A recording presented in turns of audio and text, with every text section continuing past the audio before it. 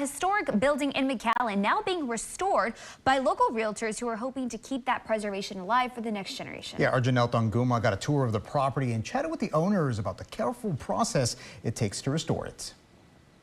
I mean, look at her. She's gorgeous. Everything that encompasses what she was is now coming up down to these wood floors and the original wood beams and the windows. And Angela Millis looks at her buildings and sees the beauty of their history. She and her husband Mark have been restoring historic sites across the Rio Grande Valley for roughly 6 years. Their most recent passion project is the Annie.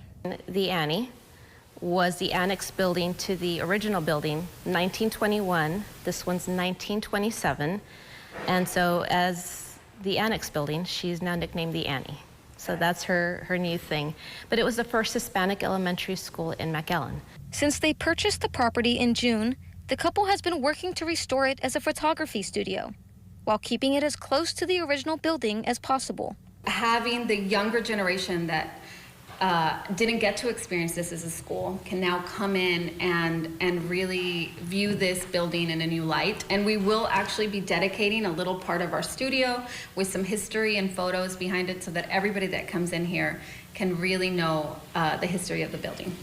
Barbara Delgado, the photographer who will be taking over the space, says she believes it's a way to invite a new generation to take part in its history. The outside of the building will not be changed, as it is protected by the city of McAllen. So even though the inside of the building can be modernized, the Millises and their team are keeping many of the things that were used back when it was a school in the 1920s. So it's new but modern, and really we don't want it to look like a new building. It's a 98-year-old gorgeous piece of real estate, and yeah, that's what we want to keep it at. The floors, windows, and doors are all original, as well as some school fixtures that will be repurposed for the photography studio, such as chalkboards.